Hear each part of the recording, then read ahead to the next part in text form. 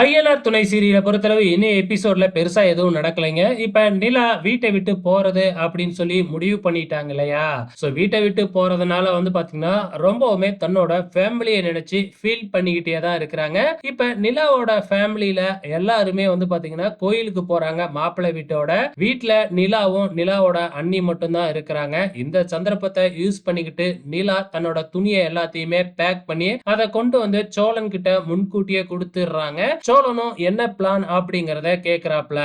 இப்ப பாத்தீங்கன்னா கரெக்டா நைட்டு 12 மணிக்கு எல்லாருமே தூங்குனதுக்கு அப்புறம் நம்ம இங்க இருந்து கிளம்புறோம் அப்படின்னு சொல்றாங்க. இதுக்காக தன்னோட ஃப்ரெண்ட ஏற்பாடு பண்ணியாச்சு.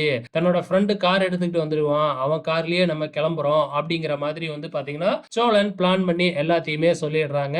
அதுக்கு முன்னாடி பாத்தீங்கன்னா சிசிடிவி கேமராவெல்லாம் ஆஃப் பண்ணிடணும். அது மட்டும் இல்ல நான் சொல்ற இருக்கிற இடத்துல இருக்கிற லைட்டையும் நீ ஆஃப் பண்ணி வை. அங்கதான் நாங்க காரை நிப்பாட்டிக்கிட்டு வெயிட் பண்ணுவோம் அப்படின்னு சொல்லிடுறாப்ல. அதன் பிரகாரம் கோயிலுக்கு போயிட்டு வந்தவங்க பாத்தீங்கன்னா திருப்பி வீட்டுக்கு வந்துடுறாங்க. வீட்டுக்கு வந்ததுக்கு அப்புறம் மாப்பிள்ளைய ஆஹா ஓஹோன்னு புகழ்ந்துகிட்டு இருக்கிறாங்க. மாப்பிள்ளை என்னை அப்படி கவனிச்சுக்கிட்டாரு இப்படி கவனிச்சுக்கிட்டாரு அப்படின்னு சொல்லிட்டு. ஆனா அதை பத்திலாம் நிலா எதுவுமே கண்டுக்கவே இல்ல. அவங்களோட ஃபீலிங் என்ன அப்படின்னு பாத்தீங்கன்னா வீட்டை விட்டு போறதை நினைச்சுதான் அவங்க ரொம்பவுமே ஃபீல் பண்ணிக்கிட்டு இருக்கிறாங்க. அதே மாதிரி எல்லாருமே தூங்கவும் ஆரம்பிச்சிடுறாங்க. நிலாவும் வீட்டை விட்டு கிளம்புறதுக்கு ரெடி ஆயிட்டாங்க. இதோட இன்னைய எபிசோடு முடிஞ்சிடுச்சு. அப்கமிங்ல என்ன நடக்க போகுது அப்படிங்கறத பொறுத்திருந்து பார்க்கலாம்.